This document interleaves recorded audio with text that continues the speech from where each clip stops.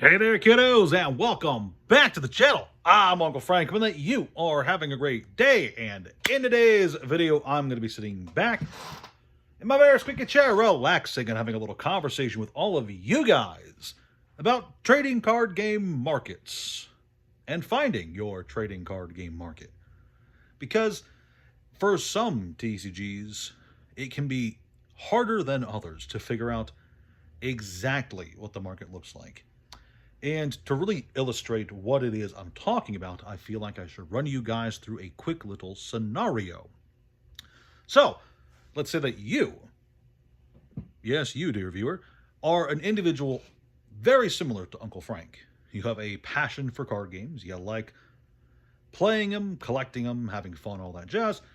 And recently your mind has turned to the older TCGs, a lot of the dead TCGs out there, and you want to start picking some of those up. So you take some cash, you head online, and you grab whatever cheapo dead TCG boxes you can, and you end up with a box of Hyborian Gates.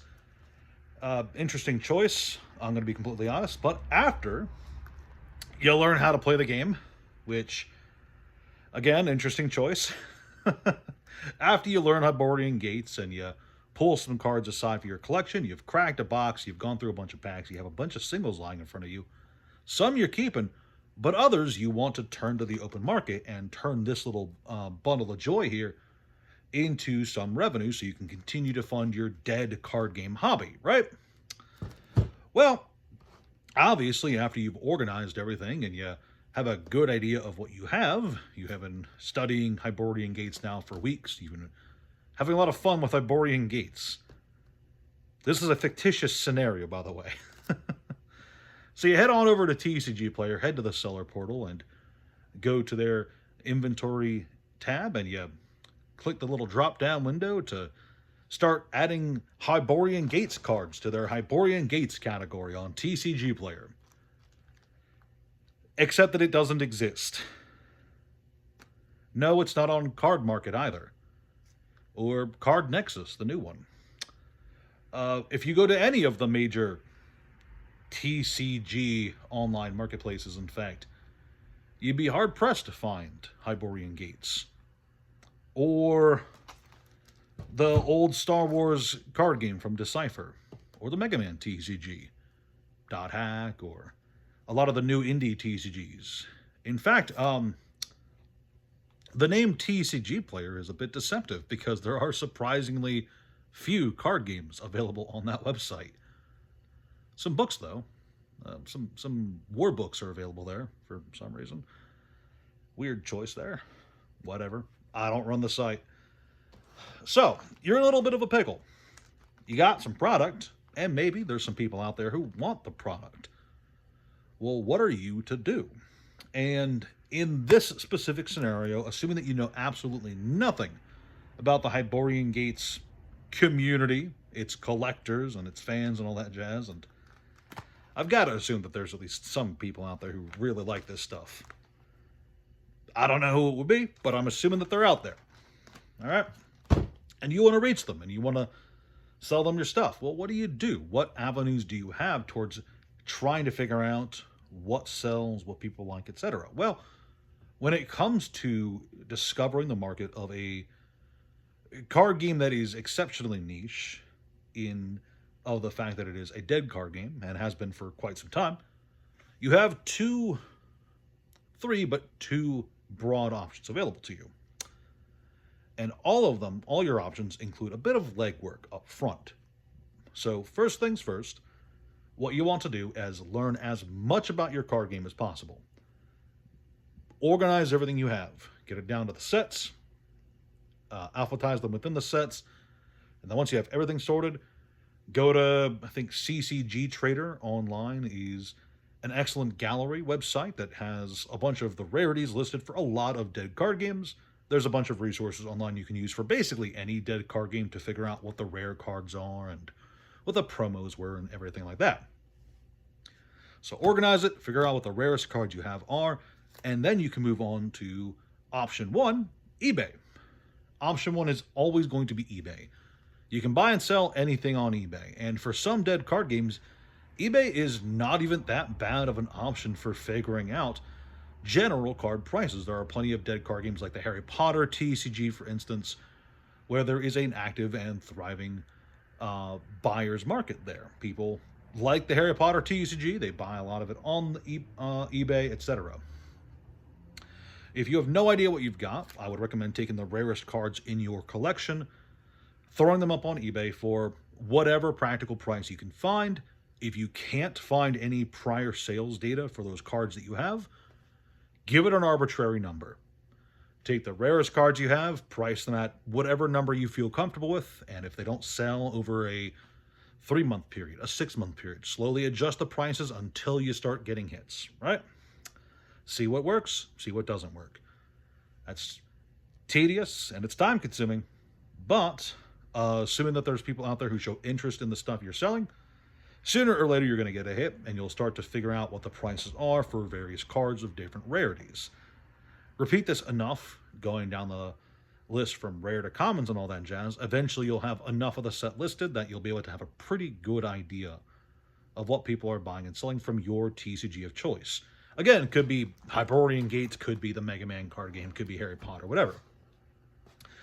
This process that I'm discussing is slow. You are slowly adding more and more cards to your eBay inventory, just because adding individual cards on eBay is a bit of a chore, in my personal experience.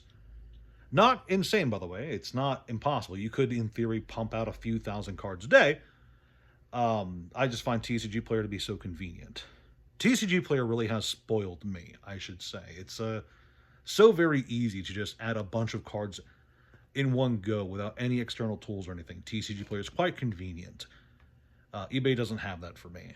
Or at least if it does, I haven't seen the tool. So maybe someone's going to yell at me in the comments section. But if you have the patience and persistence, eventually you can get everything listed.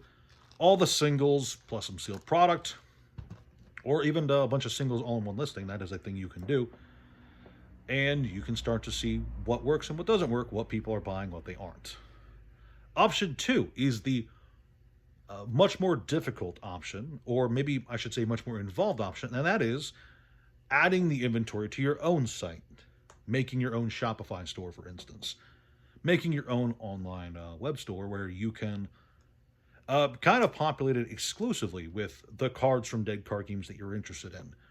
Now, I don't have a Shopify website. It has been on my bucket list of things to do.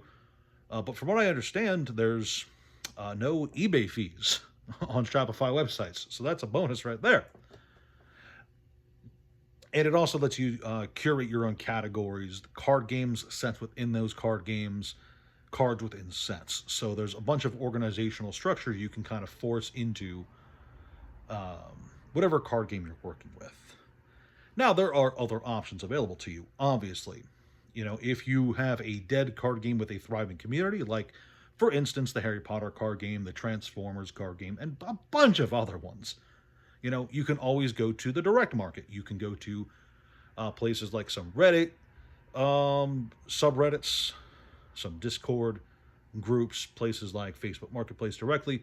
There's people for the more active card games that are out there who are always looking for cards for their collection or for decks. And there's honestly nothing wrong with just spending some time going to Discord and typing up a post saying, hey, here's a Google Doc spreadsheet of all the cards I currently have. Here's the prices for the cards. Let me know what you guys are interested in.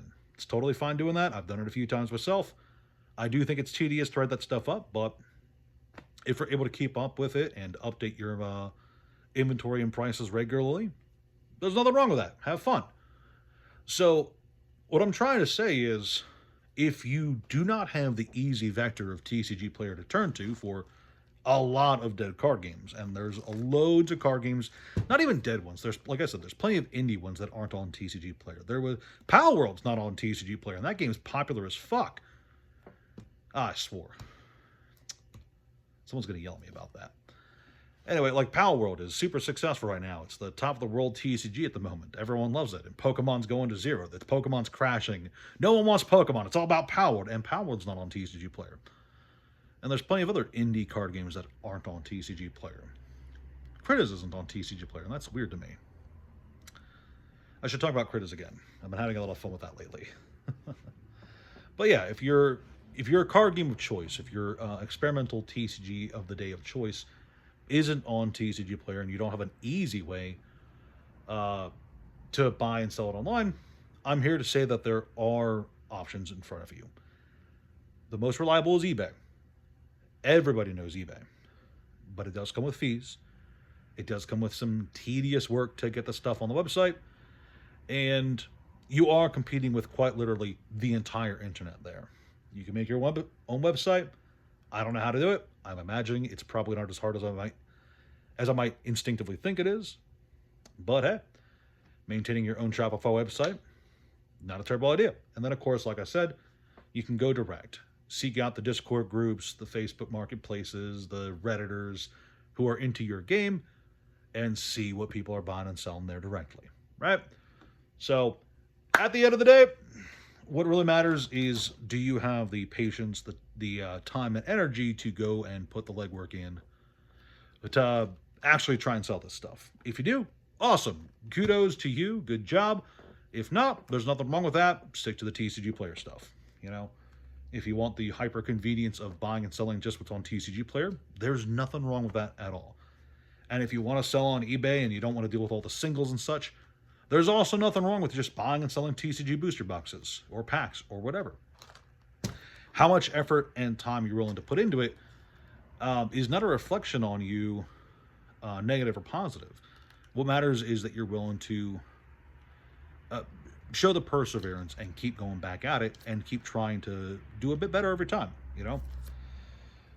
It's totally possible to sink hundreds of hours into something without actually accomplishing a whole lot, or vice versa, putting very little time into something and pulling off a surprising amount of effort. What matters, I think, is that you're willing to at least try at the end of the day. So that's all I got for you, kiddos. Please like, share, subscribe. Leave a comment down below if you agree with anything I've said, disagree with anything I said. Think Pokemon's not going to zero, or think Power World isn't going to the moon. Those are some good contrarian opinions right now, right? Anyway, check out all the links. TCG Player, eBay, Patreon, Discord. Yeah, those are all in the description below. Talk to you guys later. See you next time.